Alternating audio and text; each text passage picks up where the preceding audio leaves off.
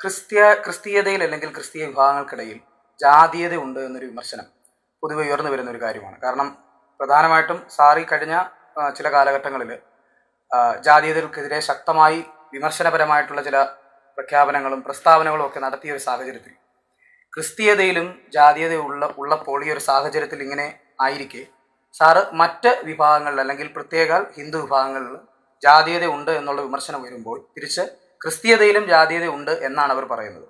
എന്താണ് സാറിന് അതിനെക്കുറിച്ച് പറയാനുള്ളത്? ക്രിസ്തീയതയിൽ ശരിക്കും ജാതീയത ഉണ്ടോ? തീർച്ചയായിട്ടും അത് നിരാകരിച്ചുകൊണ്ടുള്ള ഒരു യുദ്ധമല്ല.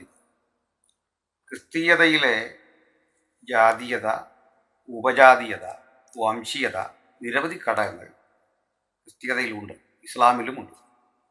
അതിനെ രണ്ടിനെയും അവഗണിച്ചുകൊണ്ടുള്ള വിമർശനമല്ല ഇത്. പക്ഷെ വ്യത്യാസം ആദ്യം തന്നെ, കാതലായ വ്യത്യാസം ആദ്യം പറയാം. ക്രിസ്തീയതയിലെ ജാതിക്ക് അല്ലെങ്കിൽ വംശീയതയ്ക്ക് യേശുക്രിസ്തുവിൻ്റെയോ സ്ലീഹന്മാരുടെയോ പഠിപ്പിക്കലുകളുടെ പിൻബലമില്ല. ക്രിസ്തു, saint Paul, saint Peter, saint John, saint James ഇവരൊക്കെയാണ് ക്രിസ്ത്യാനിറ്റിയുടെ പ്രാണേതാക്കൾ. ഇവരാരും അങ്ങനെ ഒന്ന് പഠിപ്പിച്ചിട്ടുമില്ല, അങ്ങനെ ഒന്ന് ഏതെങ്കിലും തരത്തിൽ ഇംപ്ലിമെൻ്റ് ചെയ്തിട്ടില്ല. എന്നാൽ ഹിന്ദുയിസത്തിലെ ജാതി രേഖാമൂലമുള്ളതാണ്, അതാർക്കും മാറ്റാൻ കഴിയില്ല. ചാതുർവർണ്ണയം മയാസൃഷ്ടമാണ്, നിങ്ങൾക്കതിനെ പരിഷ്കരിക്കാൻ കഴിയില്ല. പരിഷ്കരിച്ചിട്ടൊക്കെ ഉണ്ട്. ക്രിസ്തീയതയുടെ ജാതീയത എന്ന് പറയുന്നത് പുസ്തകത്തെ അടിസ്ഥാനപ്പെടുത്തിയുള്ള ഒന്നല്ല. അത് ആദ്യം ചെയ്യേണ്ടത് ഇവർ ക്രിസ്തുവിലേക്ക് മടങ്ങിയാൽ പരിഹാരമായി. ഒരു ഹിന്ദു വിഷ്ണുവിലേക്കോ അതുപോലെ ഗീതയിലേക്കോ അല്ലെങ്കിൽ ഏതെങ്കിലും ദേവന്മാരിലേക്കോ മതഗ്രന്ഥങ്ങളിലേക്കോ തിരിയുക വഴി അവൻ ജാതിവാദിയായേ പറ്റൂ. അവിടെ റിഫർമേഷൻ എന്നൊരു പദത്തിന് വലിയ അർത്ഥമില്ല. നവീകരണം എന്ന പദത്തിന് ഹിന്ദു മതത്തിനുള്ളിൽ സ്ഥാനമില്ല. കാരണം അത് ഈശ്വരവിരുദ്ധമായൊരു പ്രവൃത്തിയാണ്, ബ്ലാസ്ഫമിയാണ് അവരാ ചെയ്യുന്നത്.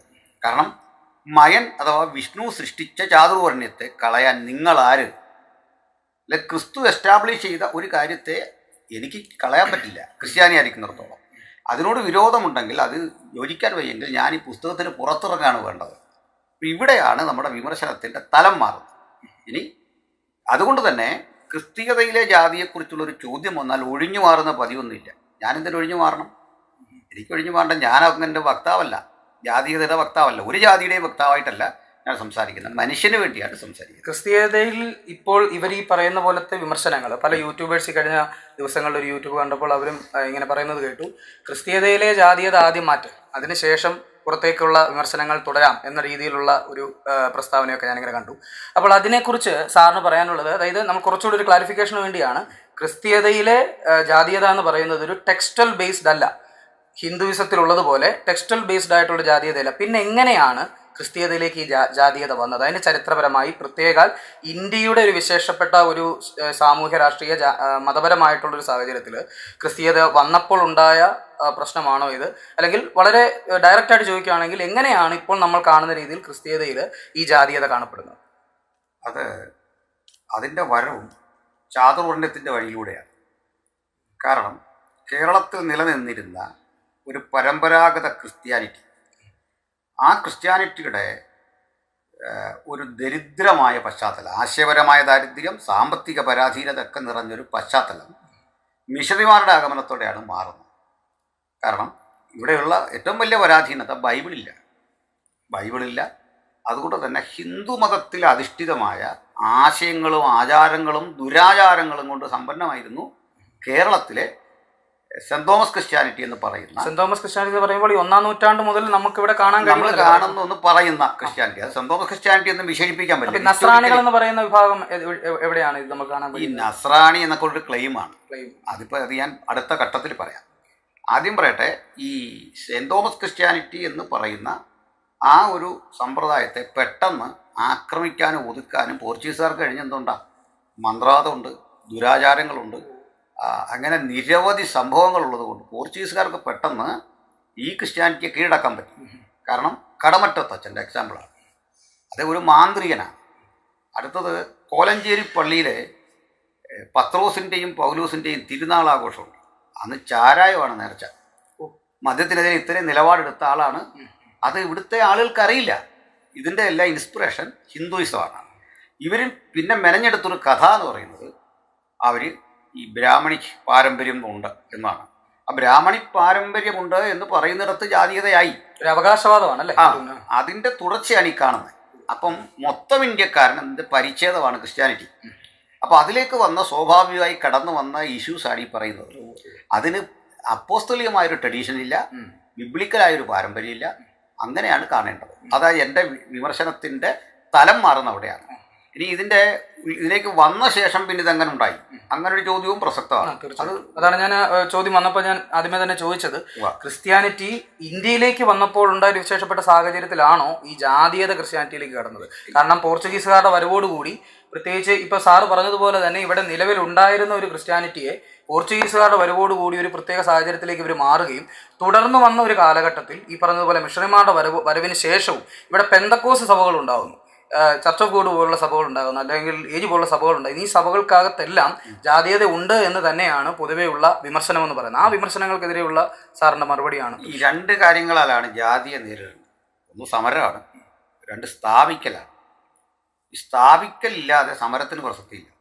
അതായത് നിങ്ങൾ അവിടെ വരാൻ യോഗ്യനാണ് എന്ന് നിങ്ങൾ കർമ്മം കൊണ്ടും നിങ്ങളെന്ന മനുഷ്യൻ്റെ ആ പ്രൊഫൈൽ കൊണ്ടും സ്ഥാപിച്ചെടുക്കുന്നിടത്ത് നിങ്ങൾക്ക് അതിജീവിക്കാൻ പറ്റും. ഇതാണ് അംബേദ്കറിസം.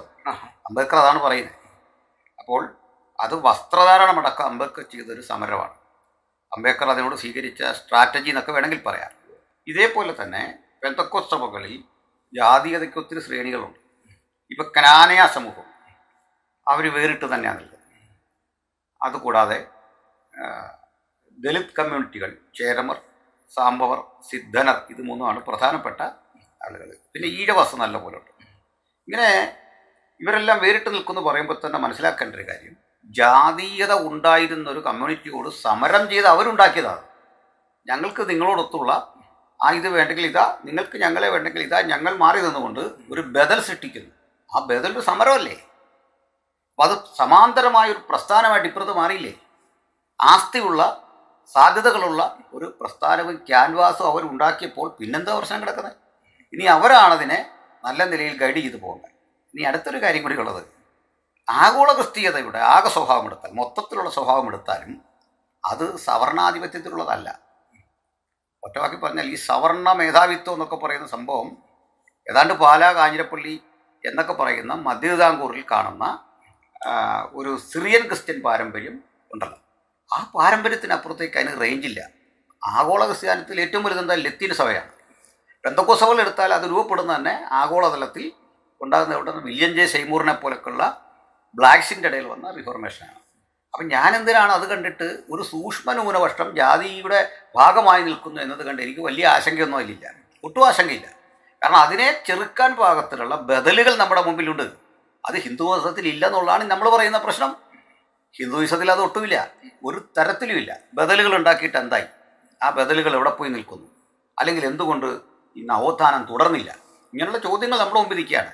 അപ്പോൾ തന്നെ ഈ കേരളത്തിൽ നിലനിന്നിരുന്ന ജാതിക്കെതിരെ പോരാടിക്കൊണ്ട് രൂപവൽക്കരിക്കപ്പെട്ടതോ ജാതീയമായി സംഘടിക്കുകയോ ചെയ്യേണ്ടി വന്ന പ്രസ്ഥാനങ്ങൾ, സാൽവേഷൻ ആർമി നമ്പർ 1 ഉദാഹരണമാണ്. പിന്നെ ഇങ്ങോട്ട് ആംഗ്ലിക്കൻ ചർച്ച് ഓഫ് ഇന്ത്യ, പിന്നെ WME, അതുപോലെ ചർച്ച് ഓഫ് ഗോഡ്, പള്ളം കത്തിരിച്ച് പ്രവർത്തിക്കുന്ന, പാക്കൽ കത്തിരിച്ച് പ്രവർത്തിക്കുന്ന ചർച്ച് ഓഫ് ഗോഡ്, മോസസ് സ്വാമിനാഥിൻ്റെ ബൈബിൾ ഫെയ്ത്ത് മിഷൻ, ഇതെല്ലാം തന്നെ കോടികളുടെ ആസ്തിയുള്ള മഹാപ്രസ്ഥാനങ്ങളാണ്. അപ്പോൾ ആ പ്രസ്ഥാനം വളർന്നിരിക്കുക പിന്നെന്തിനാ ആശങ്കപ്പെടേണ്ട കാര്യം എന്താ? അപ്പോൾ ജാതിക്കെതിരെയുള്ള പോരാട്ടത്തിൽ വിജയം വരിച്ചല്ലേ അതവിടെ നിൽക്കുന്നത്, പിന്നെന്താ പ്രശ്നം കിടക്കുന്നത്? ഇവിടെ ഒരു പ്രശ്നം, ഡോക്ടർ വിനിൽ പോളിന്റെ അടിമ കേരളത്തിന്റെ അദൃശ്യ ചരിത്രം എന്ന് പറയുന്ന പുസ്തകം നമ്മൾ വായിച്ചു വരുമ്പോൾ അതിനകത്ത് 1500കളിൽ ക്രിസ്ത്യാനിറ്റിയിലേക്ക് കൺവേർട്ട് ആകുന്ന പുലി വിഭാഗത്തെക്കുറിച്ച് അതിനകത്ത് പരാമർശമുണ്ട്. പക്ഷേ ഇവർ കൺവേർട്ടായി വന്നു കഴിയുമ്പോൾ ദളിതർക്ക് വേണ്ടി മാത്രമായിട്ട് സെപ്പറേറ്റ് ആയിട്ട് ഞായറാഴ്ചകളിൽ വൈകുന്നേരങ്ങളിൽ ഹോളിമാസ് നടത്തുകയാണ്. അപ്പോൾ ഇവരുടെ വിമർശനത്തിൻ്റെ ഒരു ഭാഗമെന്ന് പറയുന്നത് എന്തുകൊണ്ട് ജാതീയത വിട്ട് മാറി ക്രിസ്ത്യാനിറ്റിയിലേക്ക് വന്നിട്ടും ഇവരെ സമഗ്രതയിൽ ഈ ക്രിസ്ത്യാനിറ്റിക്ക് ഉൾക്കൊള്ളാൻ കഴിയുന്നില്ല. അതുകൊണ്ടാണല്ലോ ഇപ്പോൾ സാറ് പറഞ്ഞതുപോലെ തന്നെ ഇവിടെ ഒരു സമരം ഉണ്ടാകുന്നത്, അല്ലെങ്കിൽ മാറ്റി നിർത്തപ്പെടൽ ഉണ്ടാകുന്നത് കൊണ്ടാണല്ലോ അതിനെതിരെ ഒരു സമരം ഉണ്ടാകുന്നത്. ആ മാറ്റി നിർത്തപ്പെടലുകൾ എങ്ങനെ ക്രിസ്ത്യാനിറ്റിയിൽ വരുന്നു എന്നുള്ളതാണ് ഇവർ പ്രധാനമായി ഉന്നയിക്കുന്ന വിമർശനം എന്ന് പറയുന്നത്. ആ വിമർശനം ഉന്നയിച്ചവരെ ഞാൻ മോശമായി കാണുന്നില്ല. ആ വിമർശനം ഗൗരവമുള്ളതാണ്. ആ വിമർശനത്തിൻ്റെ അടിസ്ഥാന കാരണം അവരെല്ലാം ക്രിസ്തീയ മൂല്യം ഇല്ലാതെ പോയി എന്നുള്ളതാണ്. അപ്പോൾ തന്നെ കാണേണ്ടത് ജോർജ് മാത്തനെപ്പോലുള്ള ബിൽപോള് 1854 ഫസ്റ്റ് റെക്കോർഡഡ് കൺവേർഷൻ നടക്കുന്നത്. 854 അതായത് ഹാബേൽ സംഭവം മല്ലപ്പള്ളി. അപ്പോൾ അന്ന് ഇങ്ങനെ ഒരു കുർബാന നടത്താനോ അല്ലെങ്കിൽ ഈ ഹോളി മാസൊക്കെ നടത്താൻ ഒരു പുരോഹിതൻ ദലിത് കമ്മ്യൂണിറ്റിയിലില്ല. അന്ന് അതിനു വേണ്ടി സവർണരോട് പടപൊരുതി ഇറങ്ങിയത് ഒരു സവർണനാണ്, ജോർജ് മാത്തൻ. ഇങ്ങനെയുള്ള ഉൽപ്പതിഷ്ണുക്കളെ കാണായിരുന്നു ഇവിടെ. ഉൽപ്പതിഷ്ണുക്കൾ ഒരു സമൂഹമല്ല, ഒറ്റപ്പെട്ട ഇടപെടലുകളാണ്. അത് ശക്തമായിട്ട് നടന്നിട്ടുണ്ട്. അവരുടെ ഇതിനെ ചെറുതായി കാണാൻ പറ്റും. പിന്നെ ഇന്നത്തെ കറണ്ട് സിനാരിയോയിൽ എന്താ പിന്നെ ക്രിസ്ത്യൻ അവിടെ എന്താ സംഭവിച്ചിരിക്കുന്നത്? ഈ പൗരോഹിത്യമാണല്ലോ വിലക്കപ്പെട്ടിരുന്നത്. ആ പൗരോഹിത്യത്തിൻ്റെ സകല മേഖലകളിലും ദലിത് സമൂഹം നല്ല രീതിയിൽ തന്നെ പുരോഗതി കൈവരിച്ചിട്ടുണ്ട്. അപ്പോൾ നിങ്ങൾ കൺവെൻഷൻ പ്രസംഗരെ കണക്കെടുക്കുക. പ്രധാനപ്പെട്ട കൺവെൻഷൻ പ്രസംഗർ, സംഗീതജ്ഞർ, ഒരു പെന്തക്കോസ്ത് സമൂഹത്തിൻ്റെ പുറത്തേക്കുള്ളൊരു ഇൻട്രാക്ഷൻ്റെ പ്രധാന മേഖല കൺവെൻഷനാണ്. ആ വേദികളിലെല്ലാം ദലിത് സമൂഹത്തിൽ നിന്ന് ഒക്കെ വന്ന ആളുകൾ, ഈഴവ സമൂഹത്തിൽ നിന്ന് കൺവേർട്ട് ചെയ്ത് വന്നവർ, മറ്റ് പിന്നോക്കർ വ്യക്തമായ സ്വാധീനമല്ല, ആധിപത്യം ചെലുത്തിയിട്ടുണ്ട്. അത് വേറെ ഒരു കമ്മ്യൂണിറ്റി ഇല്ല.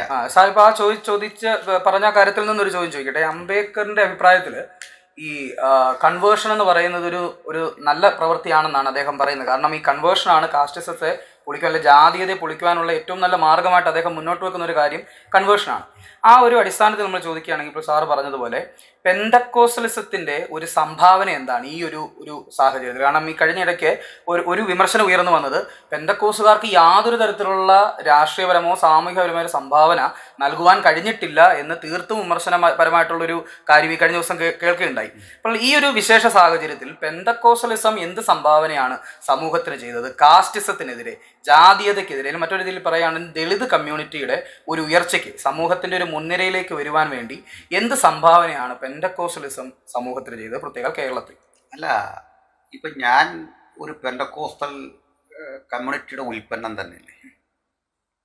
ഞാനൊരു പെന്തക്കോസ്റ്റൽ കമ്മ്യൂണിറ്റിയുടെ ഉൽപ്പന്നമാണ്, ക്രിസ്ത്യൻ കമ്മ്യൂണിറ്റിയുടെ ഉൽപ്പന്നമാണ്. അത് എൻ്റെ പ്ലാറ്റ്ഫോം ഒരിക്കലും ദലിത് പെന്തക്കോസ്റ്റലുടെ പ്ലാറ്റ്ഫോം അല്ല. അതെനിക്ക് തീരെ കുറവാണ് ആ പ്ലാറ്റ്ഫോം. അത് നിങ്ങൾക്ക് അറിയാൻ തോന്നും. അതായത് വളരെ കുറച്ച് മാത്രം സപ്പോർട്ട്, ധാർമ്മിക പിന്തുണ പോലും കുറച്ചേ അവിടെ നിന്ന് കിട്ടാറുള്ളൂ. അപ്പോൾ ഞാനെങ്ങനെയാണ്, ഞാനല്ല എൻ്റെ സുഹൃത്തുക്കളെ എടുക്കാം. എൻ്റെ സുഹൃത്തുക്കൾ, അവരുടെ പേര് ഉദ്ധരിക്കുന്നതിനൊന്നും കുഴപ്പമില്ല. വസരാജു വാനിക്കാട്, അനീഷ് കാവാലം, അങ്ങനെ എണ്ണമറ്റ പ്രസംഗരുടെ കണക്കെടുത്താലും മെയിൻ സ്ട്രീമിലേക്ക് വന്നവരെല്ലാം പെന്തക്കോസ്തയുടെ ഉൽപ്പന്നം വേറൊരു സഭ കൊണ്ടുവന്നിട്ടുണ്ട്. ഒരു ലീഡർഷിപ്പിലാണെങ്കിലും അതല്ലെങ്കിൽ പ്രഭാഷകരായിട്ടാണെങ്കിലും നിങ്ങളുടെ ശുശ്രൂഷയെ മാനിച്ചത്, സ്വീകരിച്ചത്, അംഗീകരിച്ചത് ഈ പറയുന്ന ഈ രാജ്യത്തിലെ സിറിയൻ ക്രിസ്ത്യൻ സഹോദരന്മാരാണ്. അതിനെ എനിക്ക് വില കുറച്ച് കാണാൻ പറ്റില്ല. അപ്പോൾ അവർക്ക് അത്തരത്തിലുള്ള ഒരു ബോധ്യമുള്ളവർ കൂടെ ഉണ്ടായിരുന്നു, പ്രബലമായൊരു സമൂഹം. അപ്പോൾ അതിനെ എങ്ങനെ വില കുറച്ച് കാണുന്നേ? അവർ ഇതിനു വേണ്ടി ചെയ്ത കാര്യങ്ങളത്. പിന്നെ ഒരു കാര്യം കൂടെ, ഈ ബൈബിൾ സെമിനാരികൾ ഇപ്പോഴാണ് ലിബറലായത്. അതിനൊന്നും അഡ്മിഷൻ കിട്ടാത്തൊരു കാലം ഉണ്ടാകും. അത് ഈ ജാതീയതയുടെ അടിസ്ഥാനത്തിൽ അല്ല, ജാതീയത അവർ ബാധിക്കില്ല. അത് ബൈബിൾ കോളേജുകളൊക്കെ അതിന് ഒത്തിരി, കാരണം വിവരമുള്ളവരാണ് പഠിപ്പിക്കാൻ പറ്റും. ഒറ്റപ്പെട്ട സംഭവങ്ങൾ കണ്ടേക്കാം. എന്നാൽ അവിടെ സമ്പന്നരാണെങ്കിൽ പോലും അഡ്മിഷൻ കിട്ടാത്ത വളരെ സ്ട്രിക്റ്റ് ഇൻ്റർവ്യൂ നടത്തി എടുത്തിരുന്ന കാലം ഉണ്ടായിരുന്നു. അങ്ങനെയുള്ള കാലത്തും അവിടെയൊക്കെ പഠിക്കാൻ പറ്റി. ചെറാമ്പൂരി പഠിക്കാൻ പറ്റി. ഇത് ATA കോളേജുകളിൽ പഠിക്കാൻ പറ്റുന്നത് നിസ്സാര കാര്യമല്ല. അത് പുറം ലോകത്ത് വലിയ കാര്യമാണോ? ഒരു സെമിനാരി കിട്ടി. സെമിനാരി എന്താണെന്നോ അതിൻ്റെ സിസ്റ്റം എന്താണെന്നോ അറിയാത്തതുകൊണ്ടാണ്. അത് ഗവേഷണാത്മകമായൊരു ലോകമാണ്. ഞങ്ങളുടെയൊക്കെ മനസ്സിൻ്റെ ചിന്തകൾ വിശാലമായതും പഠിക്കാൻ പറ്റിയത് അവിടുത്തെ ലൈബ്രറികളാണ്. എല്ലാത്തരം ബുക്കുകളെ ഉൾക്കൊള്ളുന്ന ലൈബ്രറിയാണ്. ഒരു വിജ്ഞാനത്തിൻ്റെ വലിയൊരു ശേഖരമാണ്. ആ വഴികളിലൊക്കെ സഞ്ചരിക്കാൻ പറ്റിയത് എന്നെ സംബന്ധിച്ചോളം അത് ക്രിസ്തീയ മൂല്യങ്ങളിൽ വിശ്വസിച്ചിരുന്ന എൻ്റെ സുഹൃത്തുക്കൾ തന്ന, സഹോദരങ്ങൾ തന്ന, സഹോദര സ്ഥാനികൾ തന്ന പരിഗണനയാണ്. അപ്പോൾ ഇതുപോലെ ധാരാളം പേര് ഇതിനകത്ത് ആരെങ്കിലും ഇങ്ങനെ വന്നിട്ടുണ്ടെങ്കിൽ അവരെല്ലാം ഈ കമ്മ്യൂണിറ്റിയുടെ ഉൽപ്പന്നങ്ങളാണ്. നമുക്ക് ഈ ജാതീയതയ്ക്കെതിരെ തുറന്ന് സംസാരിക്കുവാനും ആഞ്ഞടിക്കുവാനും ബൈബിൾ തീർച്ചയായിട്ടും ഒരു ആയുധം തന്നെയാണ് എന്നാണ് താങ്കളുടെ അഭിപ്രായം. തീർച്ചയായിട്ടും. പക്ഷേ അവിടെ ഒരു വിമർശനം ഉയർന്നു വരുന്നത് യേശുവിന് കനാനി സ്ത്രീയോടുള്ളൊരു സമീപനത്തെക്കുറിച്ചുള്ള ഒരു കാഴ്ചപ്പാട് പാർശ്വപക്ഷ കേട്ടിട്ടുണ്ടായിരിക്കും. അതായത് കനാനി സ്ത്രീ തൻ്റെ ഒരു സൗഖ്യത്തിന് വേണ്ടി, മകളുടെ സൗഖ്യത്തിന് വേണ്ടി വരുമ്പോൾ മക്കൾക്കുള്ളത് നായ്ക്കുട്ടികൾക്ക് ഇട്ടുകൊടുക്കില്ല എന്നൊക്കെ പറയുന്ന ഒരു പരാമർശമുണ്ടല്ലോ. കടുത്ത വിമർശനങ്ങൾ ഏറ്റുവാങ്ങിയ ഒരു പ്രസ്താവനയാണ് യേശുക്രിസ്തുവിൻ്റെ. അപ്പോൾ ഈ ഒരു പ്രത്യേക പാഠഭാഗത്തെ അടിസ്ഥാനമാക്കി ഈ പറയുന്ന ഒരു കാസ്റ്റിസം അല്ലെങ്കിൽ ഒരു ഡിസ്ക്രിമിനേഷൻ ഒരു ഒരു മാറ്റി നിർത്തൽ യേശു ക്രിസ്തുവിന്റെ ഭാഗത്ത് നിന്ന് ഉണ്ടായിട്ടുണ്ട് എന്ന് പറഞ്ഞൊരു വിമർശനമുണ്ട്. അതിനെക്കുറിച്ചുള്ള ഈ ഡിസ്ക്രിമിനേഷനെതിരെ ഉള്ള നിലപാടാണ്. ഡിസ്ക്രിമിനേഷനെതിരെയാണ് യേശു സംസാരിക്കുന്നത് കനാന്യ സ്ത്രീയോടും. ഇത്തരം വിമർശനങ്ങളുടെ വഴി ഈ നവയുക്തിവാദികളുടേതാണ്. നവയുക്തിവാദി ഇപ്പോൾ അനൂപ് ജേക്കബ്, അനൂപ് ഐസക്ക് തന്നെ ഉൾട്ടയാണ് ഈ ബൈബിൾ വ്യാഖ്യാനിച്ചിടുന്നത്. അതെല്ലാ നിരീശ്വരന്മാരുടെയും ഒരു രീതി അതാണ്. ഉദാഹരണം പറഞ്ഞാൽ ഇപ്പോൾ ബൈബിളിൻ്റെ ധാർമ്മികത, അത് ലോത്തിനെ അവർ എക്സാമ്പിൾ എടുക്കും. അവരുടെ ആ ബോധം ഓർത്തു.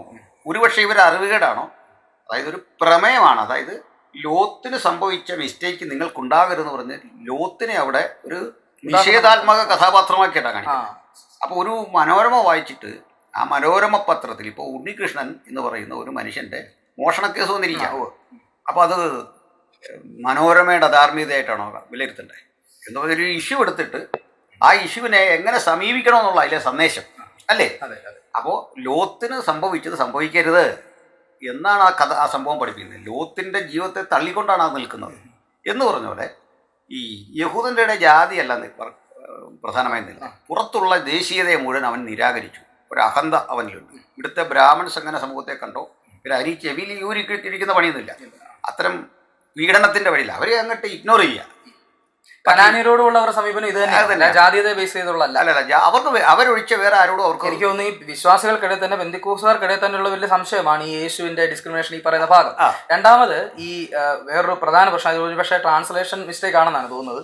ഈ ജാതികൾ എന്നുള്ള ബൈബിളിലെ പരാമർശം ഉണ്ടല്ലോ, ആ പരാമർശവും ശരിക്കും വിമർശനത്തിന് അതിനെക്കുറിച്ച് ഒരു രണ്ട് ജാതികൾ എന്ന് പറഞ്ഞാൽ നേഷൻസ് ആണ്, എത്നിക് ഗ്രൂപ്പ് എന്നാണ്. അതിനാ ഇംഗ്ലീഷ് ബൈബിളൊക്കെ ഉള്ള ഈ പരിഭാഷകർക്ക് സംഭവിക്കുന്നത്. ഇപ്പം ഗോഡ് ഓഫ് സ്മോൾ തിങ്സ് എങ്ങനെ അത് പരിഭാഷപ്പെടുത്തി? ഇന്ത്യയിലേക്കകത്ത് ഷപ്പൻ എന്നൊരു പ്രയോഗം, ഷപ്പൻ, അതിന് ഫൂളെന്നാണ് ഇംഗ്ലീഷിൽ കൊടുത്തിരിക്കുന്നത്. മനസ്സിലായില്ലേ? അതിന് ആഴവും കിട്ടത്തില്ല. അത് പരിഭാഷയുടെ പ്രശ്നമാണ്. അല്ലെങ്കിൽ ഖസാക്കിൻ്റെ ഇതിഹാസത്തിന് ഇംഗ്ലീഷ് വായിച്ചാൽ മതി, അത്ര വളരെ പരിതാപകരമാണ് അല്ലേ? അതെ. അപ്പോൾ എന്നതുപോലെ പരിഭാഷയുടെ പ്രശ്നം മാത്രമാണ് ഈ ജാതികൾ. ഇനി ഇത് പറഞ്ഞു തീർന്നില്ല. ഈ നമ്മുടെ യേശു പറയുന്ന കനാന്യ സ്ത്രീയുള്ള സംഭാഷണത്തെ ആകത്തുകയിലെടുക്കണം.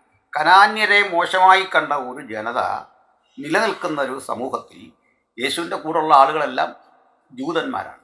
ആ ജൂതന്മാരെ ബോധ്യപ്പെടുത്തി കൊടുക്കുകയാണ്, നിങ്ങളെക്കാൾ ഗ്രേറ്റ് ഇവളാണ്. അതിന് അവരെ അടുത്ത് കൊണ്ടുപോകും. അവരുടെ അടുത്ത് നിൽക്കുമ്പോഴേക്ക് അവൾ അവിടെ ആവശ്യം പറയുകയാണ്. അപ്പോൾ പറയാണ്, ഇത് മക്കൾക്കുള്ളത് നായ്ക്കുട്ടികൾക്ക് കൊടുക്കില്ല. അപ്പോൾ പുറജാതി നായ്ക്കൾ എന്നാണ് ജൂതന്മാരെ വിളിക്കുന്നത്. ജൂതന്റെ വീക്ഷണത്തിൽ ഒരു പുറജാതി നായ വന്ന് നിൽക്കുകയാണ്. യഹൂദന്റെ പേഴ്സ്പെക്റ്റീവിൽ നിന്നുള്ള സംഭാഷണം അത് കൊടുക്കില്ല എന്ന് പറയാണ്. അപ്പോൾ അവളെ ഉടനെ അവൾ പറയാണ്, യജമാനനെ, നായ്ക്കുട്ടികൾ മേശമേൽ നിന്ന് വീഴുന്ന ഭക്ഷിക്കുന്നുണ്ട്, അത് അവളാ പറയുന്നത്. അപ്പോൾ ഇത് കഴിഞ്ഞാലുടൻ യേശു പറയുന്നത് എന്താ, അതിൻ്റെ ആ ക്ലൈമാക്സ് എന്താ? ഇത്ര വലിയ വിശ്വാസം ഞാൻ നിങ്ങൾ കണ്ടിട്ടില്ല. പിന്നെ മകളെ എന്നാണ് വിളിക്കുന്നത്. ഇതിൻ്റെ അടുത്ത ശമര്യ സ്ത്രീ എന്താ? വളരെ സമൂഹത്തിൽ നിരാകരിക്കപ്പെട്ട, പ്രാന്തവൽക്കരിക്കപ്പെട്ട ഒരു കമ്മ്യൂണിറ്റിയുടെ പ്രതിനിധിയാണ്. സ്ത്രീ വിമോചനത്തിൻ്റെ ഏറ്റവും ഉയർന്ന തലമാണ് ശമര്യ സ്ത്രീ. അതുപോലെ കുഷ്ഠരോഗിയിൽ 10 പേര് സുഖപ്പെട്ടിട്ട് ഒരാൾ തിരികെ നിൽക്കുന്നു. ആ ഒരാൾ ശമര്യക്കാരനായിരുന്നു. അപ്പോൾ ഇത് പോലും ഹൈലൈറ്റ് ചെയ്ത ചിന്തയാണ് യേശുവിൻ്റെ. അതായത് ഒരു സ്റ്റോറി എടുത്തിട്ട് ആ സ്റ്റോറിയെ പാതി എടുത്തിട്ടാണ് ഇവർ ഈ നായ്ക്കുട്ടി വിഷയം പറഞ്ഞുകൊണ്ട് വരുന്നത്. യേശു അങ്ങനെ ഇതിനെ മൊത്തത്തിൽ ട്രീറ്റ് ചെയ്തു. അതുപോലെ തന്നെ നല്ല സുഹൃത്തിൻ്റെ അല്ലെ നല്ല അയൽവാസിയുടെ കാര്യം പറയുമ്പോഴും, അയൽവക്കക്കാരൻ്റെ കാര്യം പറയുമ്പോൾ ശമര്യക്കാരനാണ് സഹായിക്കുന്നതായിട്ട് നല്ല സ്നേഹിതൻ. ഇപ്പം അതാ കൊണ്ടുവരുന്നത് യേശു. അത് യേശു പറയുന്ന കഥയാണ്. അല്ല, കഥയിൽ പോലും ശമര്യക്കാരനെയാണ് തീർച്ചയായിട്ടും ഹൈലൈറ്റ് ചെയ്യുന്നത്. അത് ഇതെല്ലാം വായിക്കാതെ യേശുവിനെ വംശീയവാദിയാക്കാനുള്ള നവയുക്തിവാദികളുടെ ശ്രമമാണ്. അത് പെന്തക്കോസ്തിലും പൊതുവെ കാണപ്പെടുന്നുണ്ട്, വിശ്വാസികൾക്ക് അറിയില്ലാത്തതുകൊണ്ടാണ്. അത് ഇവരുടെയൊക്കെ ഈ സ്വാധീനം ഉണ്ടല്ലോ, അതങ്ങനെയാണ്. ഞാൻ എന്നെ സംബന്ധിച്ചിടത്തോളം ക്രിസ്തുവിനെ ഇങ്ങനെ ഒന്ന് ആരോപിക്കുമ്പം ജാതി എന്താണ്, ജാതീയത എന്താണ്, അത് വർക്ക് ചെയ്യുന്ന രീതി എന്താണ്, ഇതെല്ലാം പഠിക്കണ്ടേ? അപ്പോൾ അതിലെന്താ യേശു എവിടെ ജാതീയ വിവേചനം കാണിക്കത്തക്ക വിധത്തിൽ ഇന്ത്യയിലായിരുന്നേ കുറേ ഇതുണ്ട്. ജാതി ഇല്ലാത്തൊരു സമൂഹം അത്. അവരുടെ പ്രശ്നങ്ങൾ മറ്റു ചിലതാ. അതായത് യഹൂദ കമ്മ്യൂണിറ്റി ജാതീയതയിൽ അടിസ്ഥാനപ്പെടുത്തിയതുള്ളത്, അതായത് ദേശീയതയാണ് അവർ കുറച്ചുകൂടെ മുൻഗണന കൊടുക്കുന്നത്. വംശീയതയുണ്ട്. അവരുടെ വംശം ആര്യന്മാര് പറഞ്ഞു, ബ്രാഹ്മൺസ് പറഞ്ഞു, റേഷ്യൽ ആയിട്ടുള്ള പ്രശ്നമുണ്ട്. ഇത് ഇന്ത്യയുടെ മാത്രം ഒരു പ്രത്യേക സവിശേഷമായ ഒരു ചട്ടക്കൂടാണ് ശരിക്കും ഈ ജാതീയത, ചാതുർവർണ്ണ്യം എന്നൊക്കെ പറയുന്ന ഭാഗം അല്ലേ? തീർച്ചയായിട്ടും. അപ്പൊ അവിടേക്ക് ക്രിസ്ത്യാനിറ്റി വരുമ്പോൾ ഉണ്ടാകുന്ന പ്രശ്നമാണ് നമ്മൾ ഇന്ത്യയിൽ കാണുന്ന ജാതീയത കേവലം അവരുടെ എന്തെങ്കിലും വംശീയ സവിശേഷതകളോ സംസ്കാരത്തെ പ്രൊട്ടക്ട് ചെയ്യാനുള്ള ആരും അതിനൊന്നും എതിർക്കുന്നില്ല. ഇപ്പോൾ ആദിവാസി സഹോദരങ്ങൾ അവർ കുറേ സാംസ്കാരിക മൂല്യങ്ങളെന്ന് അവർ കരുതുന്ന കാര്യങ്ങളുണ്ട്. ഇതിനൊന്നും എല്ലാവരും എതിർക്കുന്നത്. അത് ബ്രാഹ്മണസിനുണ്ടെങ്കിലും ആകാം, ആർക്കും ആകാം. പക്ഷേ ഇത് ഉപയോഗിച്ചുകൊണ്ട് നടത്തിയ അപ്പാർത്തീഡുകളുണ്ട്, ഭയങ്കര ഭീകരത ഇതര സമൂഹത്തിനെതിരെ. ഇതിനെയാണ് നമ്മൾ എതിർക്കുന്നത്. അത് ഇന്ത്യയിലെ ഗീതയുടെയും മനുസ്മൃതിയുടെയും രാമായണത്തിൻ്റെയൊക്കെ ഉപോൽപ്പന്നങ്ങൾ ആണ് ജാതി. ആ ജാതിയിലൂടെ വന്ന മനുഷ്യരാണ് കൺവെർട്ട് ചെയ്ത് ക്രിസ്തീയതയുടെ ഭാഗമായപ്പോൾ ഇവരിതിൽ പലരും പരിത്യജിക്കാതെ വന്നിട്ടുണ്ട്. അതാണ് ക്രിസ്തീയതയിലെ ജാതി. ഇന്നത് ഒത്തിരി മാറിയിരിക്കുന്നു. അല്ലെങ്കിൽ ആ വലിയ മാറ്റത്തിൻ്റെ വഴിയിലൂടെയാണ് അതിൻ്റെ സഞ്ചാരം. അപ്പോൾ ഇതിനെ കാണാതെ ഇതിനും ആദ്യം കൂടെ സമീകരിച്ചാൽ എങ്ങനെ ആയിരിക്കും? ആദ്യം നിർത്തിയിട്ട് വരാൻ പറഞ്ഞാൽ പ്രോട്ടോക്കോൾ നിശ്ചയിക്കേണ്ടത് അവിടെ അല്ല, ഹിന്ദുയിസമാണ് ആദ്യം തകരേണ്ടത്. അതിനകത്താണ് ഭീകരത. അത് തകർന്നാൽ ഇതങ്ങ് ഓട്ടോമാറ്റിക്കായിട്ട് മാറും. കാരണം അതിൽ ശ്രീഗണീകൃതമായ ഒരു അസമത്വം, അസ്പൃശ്യത. ഇനി അടുത്ത് ദേവാലയ പ്രവേശനം പോലും ഇല്ല. ഇന്ത്യയിൽ ഏത് ദേവാലയത്തിലാണ് ദലിതിന് പ്രവേശിക്കാൻ പറ്റാത്ത? ക്രിസ്തീയ ദേവാലയത്തിൽ. ലോകത്തിലിവിടെ ആദിവാസിക്ക് കിടക്കാൻ പറ്റാത്ത സ്ഥലം സെന്റ് പീറ്റേഴ്സ് ബസിലിക്കയിലും ആദിവാസിക്ക് കയറാം. ശരിയല്ലേ? ഇതാണോ ഗുരുവായൂരിലെ സ്ഥിതി? ഇതാണോ? ഇനി നിങ്ങൾ ഇവിടെ അങ്ങോട്ട് വിട്ടു, ഇവിടുന്ന് ഇപ്പോൾ ഒരു സുറിയാനി ക്രിസ്ത്യാനിയും ഇവിടുന്ന് ഒരു ലാറ്റിൻ കത്തോലിക്കനൂടെ സെന്റ് പീറ്റേഴ്സ് ബസിലിക്കയിൽ ചെന്നു. ഈ സുറിയാനി ക്രിസ്ത്യാനിക്ക് പ്രത്യേക പരിഗണന വല്ലതും ഉണ്ടോ? ഒരു പരിഗണനയില്ല. ഒരു പരിഗണന അത് അവിടെ ഇല്ല. ഇനി ജോസ് കെ മാണി ഇല്ല അങ്ങോട്ട് സെന്റ് പീറ്റേഴ്സ് ബസിലിക്കയിൽ ചെല്ലുക. ആ കൂടെ തന്നെ ഒരു മലയരയ ക്രിസ്ത്യാനി ചെല്ലുക കൂടെ. അവിടെ എന്താ പറയുക, പരിഗണന പ്രത്യേകിച്ച് കിട്ടുമോ? അത് ഇവിടം വിട്ടാൽ ഇവിടുന്ന് പറന്നു കഴിഞ്ഞാൽ ഇത് അവർക്കത് വിഷയമല്ല, അവിടെ അത് ബാധിക്കുന്നേ ഇല്ല. കാരണം ക്രിസ്ത്യാനിത്വം ആഗോള വ്യാപകമായിട്ടുള്ളതാണ്. ആഗോള വ്യാപകമായ അതിനകത്ത് ഇങ്ങനെ ചില മൂന്നാം ലോക രാജ്യങ്ങളിലെ പ്രശ്നങ്ങളും ഒക്കെ ഉണ്ട്. ഈ പ്രശ്നങ്ങളെ ചെറുക്കാനുള്ളൊരു മെക്കാനിസം ഇതിനകത്ത് തന്നെ ഉണ്ട്. ഈ മെക്കാനിസം നിങ്ങൾക്ക് ഒരിക്കലും ഇസ്ലാമിലും കാണാൻ പറ്റില്ല, ഒരിക്കലും ഹിന്ദുയിസത്തിൽ ഒട്ടും കാണാൻ പറ്റില്ല. അപ്പൊ നമുക്ക് എതിർപ്പ് ഉണ്ടാകേണ്ട അല്ലെങ്കിൽ വിമർശിക്കുവാൻ ഒരു സ്പേസ് തരുന്നത് ശരിക്കും ക്രിസ്ത്യാനിറ്റി തന്നെയാണെന്നാണ് താങ്കളുടെ ഒരു അഭിപ്രായം എന്ന് പറയുന്നത് അല്ലേ? അപ്പോൾ അങ്ങനെയാണെങ്കിൽ നമ്മളിപ്പോൾ ഈ സംഭാഷണത്തിൻ്റെ ഒരു അവസാന ഘട്ടത്തിലേക്ക് വരുമ്പോൾ ഞാൻ ചോദിക്കുന്നത്, എന്ത് റെമഡിയാണ് അല്ലെങ്കിൽ എന്താണ് ഇതിനൊരു പരിഹാരം? ഞാൻ ചോദിച്ചോട്ടെ, കഴിഞ്ഞ ദിവസം ഒരു ദേവദാസൻ, ഒരു പാസ്റ്റർ, അദ്ദേഹം ഒരു കല്യാണത്തിൻ്റെ ഒരു റിസപ്ഷനിൽ ഇങ്ങനെ സംസാരിക്കുകയാണ്. ആ ശുശ്രൂഷയിൽ അദ്ദേഹം സംസാരിക്കുന്നത് പെന്തക്കോസിൽ ജാതീയത കാണുന്നത് പ്രധാനമായിട്ടും കല്യാണം അല്ലെങ്കിൽ വിവാഹപരമായ സംബന്ധമായ കാര്യങ്ങൾ വരുമ്പോഴാണ് ഈ ജാതീയത ഏറ്റവും കൂടുതൽ പ്രകടമാകുന്നതെന്നാണ്. ഏത് ബാക്ക്ഗ്രൗണ്ടിൽ നിന്ന് വരുന്നുവെന്ന് നോക്കി ഉള്ള ഒരു കാഴ്ചപ്പാടിലൂടെയാണ് കല്യാണം നടത്തുന്ന ഒരു വിമർശനം ഒരു പാസ്റ്റർ തന്നെ ഉന്നയിക്കുകയുണ്ടായി. അപ്പോൾ ഇത്തരം ഒരു സാഹചര്യത്തിൽ ഇതിനൊരു പരിഹാരം നമുക്ക് എന്തായാലും ഉണ്ടാകണമല്ലോ. ആ പരിഹാരത്തിനായിട്ടുള്ള ചില നിർദ്ദേശങ്ങൾ താങ്കളൊന്ന്. പരിഹാരം എന്ന് പറയുന്നത് ഈ പറഞ്ഞ പാസ്റ്റർ ചെയ്സാണ്, നമ്മുടെ സ്നേഹിതനാണ്. അത് നല്ല വിവരമുള്ള മനുഷ്യൻ. അപ്പോൾ ഇതിനകത്ത് കാണേണ്ടത് പാസ്റ്റർ ചെയ്സ് പറഞ്ഞത് വസ്തുതാപരമായ ഒരു കാര്യമാണ്. ഇതിൽ ഈ അപ്പുറത്തുള്ള മനുഷ്യൻ ജാതി മൂലധനമാക്കി പ്രയോഗിച്ച ആൾ, അദ്ദേഹം അങ്ങനെ ആഗ്രഹം ഉണ്ടെങ്കിൽ ഈ ബാല്യം മുതലേ ഇതുകൂടെ മക്കളെ പഠിപ്പിക്കണം. നമുക്ക് ഇന്നതാണ് കാര്യം, ഒരേ അപ്പത്തിൻ്റെ അംശമാണെന്ന് പഠിപ്പിക്കരുത്. അയാളൊരു സ്വന്തം തിയോളജി ഉണ്ടായിക്കൊള്ളട്ടെ, ആ വഴി പോട്ടെ. അങ്ങനെയുള്ളവരുണ്ടല്ലോ, അങ്ങനെ ആ ലോകത്തൂടെ പോകണം. അത് ശരി. ഇതിൻ്റെ റെമഡി എന്താണെന്ന് വെച്ചാൽ, റെമഡി ക്രിസ്തുവിലേക്ക് മടങ്ങുക എന്നുള്ളതാണ്, അല്ലെങ്കിൽ ബൈബിളിലേക്ക് മടങ്ങുക. അവിടെ അതിന് പരിഹാരം ശാശ്വതമായിട്ടുണ്ട്. അപ്പോൾ അതില്ലാത്തതാണ് പ്രശ്നം. ഒരു ഹിന്ദുവിനോട് എനിക്ക് പറയാനുള്ളത്, രാമനെ ഉപേക്ഷിക്കുക, കൃഷ്ണനെ ഉപേക്ഷിക്കുക, വേദങ്ങളെ ഉപേക്ഷിക്കുക. കാരണം ഇത് കൊണ്ട് നിങ്ങൾക്ക് ഒരിക്കലും സത്യസന്ധമായി ജാതിക്കെതിരെ പൊരുതാൻ പറ്റില്ല. അത് വെച്ചുകൊണ്ട് ഒരിക്കലും പറ്റില്ല. അതുകൊണ്ടാണ് നാരായണ ഗുരു ആണെങ്കിലും അയ്യങ്കാളി ഒരു മഹാൻ പറഞ്ഞ് എനിക്ക് ഇവരെ പറ്റിയൊന്നും അറിയത്തില്ലെന്ന്. അത് കണ്ടായിരുന്നു. അംബേദ്കറെ പറ്റി അറിയില്ല, ഇതൊന്നും മറ്റേ അയ്യങ്കാളിയെ പറ്റി അറിയില്ല, അംബേദ്കറിനെ പറ്റി അറിയില്ല. അത് ഞാനതൊന്നും നോക്കി, വിമർശനത്തെ നോക്കണമല്ലോ. അതെല്ലാം കൂടെ അദ്ദേഹത്തിൻ്റെ ഇത് കേൾക്കാൻ എത്ര പേരുണ്ടെന്ന് നോക്കിയാൽ മറുപടി പറയാം. അത്ര കഴമ്പുള്ളതായിട്ട് എനിക്ക് തോന്നിയില്ല. കാരണം ഞാൻ ഡോക്ടർ വിനീത വിജയൻ ഞാനും കൂടുന്നൊരു മീറ്റിംഗ്, ഞാൻ പ്രധാന പ്രസംഗനാണ്. വിനീത വിജയൻ ഉദ്ഘാടനത്തിന് വന്നാണ്. അത് അയ്യങ്കാളി അനുസ്മരണമാണ്. അയ്യങ്കാളിയെ പറ്റിയുള്ള പ്രധാന പ്രസംഗം 1.5 മണിക്കൂർ പറയാനാണ് എന്നെ വിളിച്ചത്. അപ്പോൾ ഈ വേദി അനുസരിച്ചാണ് വേദിയുടെ സ്വഭാവം അനുസരിച്ചാണ് പ്രമേയം ഏതാണെന്ന് തീരുമാനിക്കുന്നത്. ഇപ്പോൾ ചിലർ പറയാറുണ്ട് ഒരു പാസ്റ്റർ ഇങ്ങനെ പ്രസംഗിച്ചു, അത് ചെയ്യണം. പാസ്റ്റർ എവിടെ പ്രസംഗിച്ച് ഏത് വേദിയാണെന്ന് നോക്കണം. ഇപ്പം മിഷണറി സംഭാവനകളെ നിരാകരിക്കുന്ന ഒരു പ്രശ്നത്തിനെതിരെയാണ് കേരളവും മിഷണറിമാരുടെ സംഭാവനയും. അവിടെ എങ്ങനെ അയ്യങ്കാളി വരുന്നത്? അവിടെ എങ്ങനെ ശ്രീനാരായണ ഗുരു വരുന്നത്?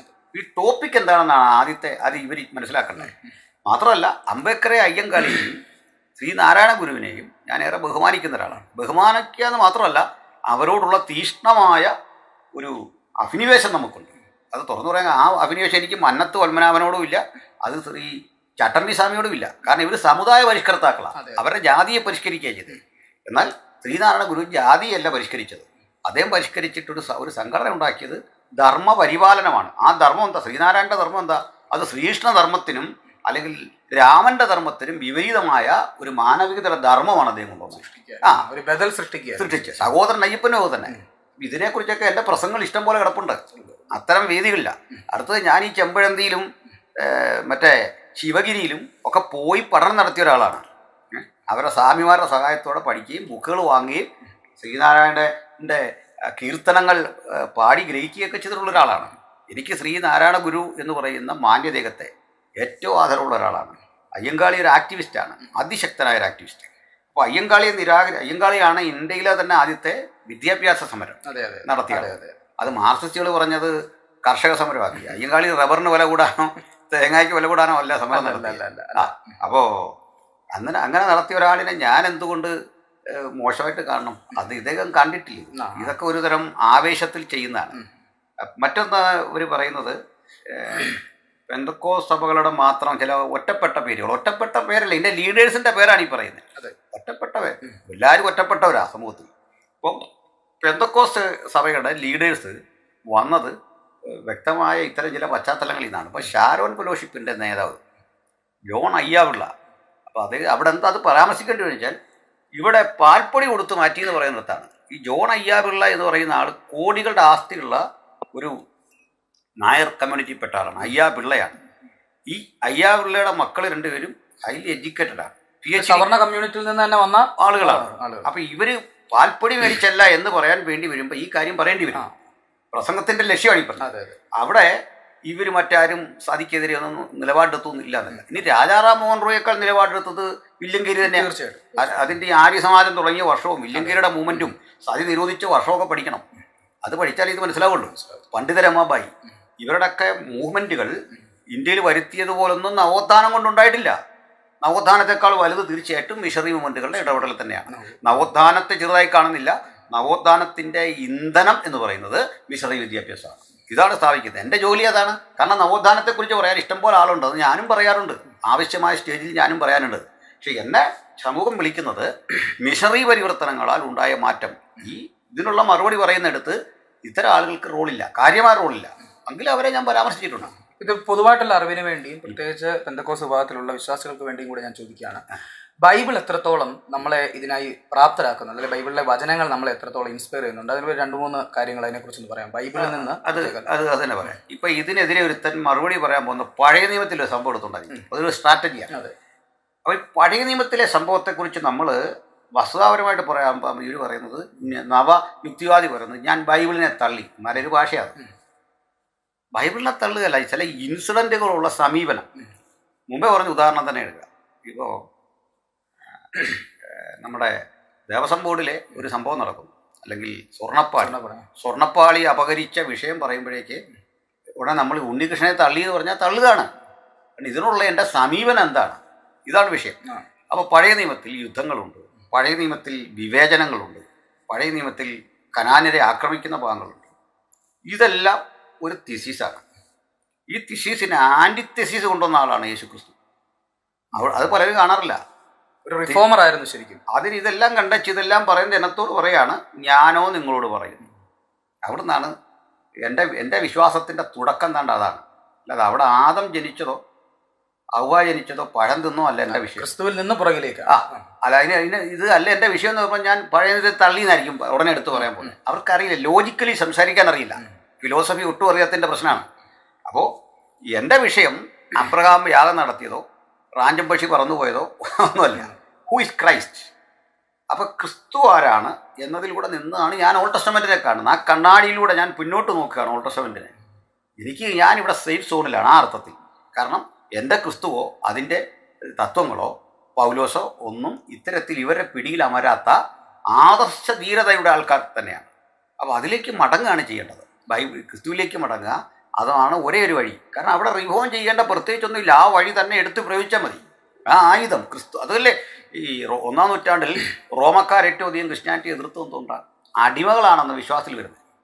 അടിമ സമൂഹത്തിൽ നിന്ന് വൻതോതിൽ ആളുകൾ വരുമ്പോൾ ആ അടിമയുടെ വിമോചനത്തെക്കുറിച്ച് മാത്രം പറയുന്നൊരു പുസ്തകമാണ് ഫിലോമോൻ്റെ ലേഖനം.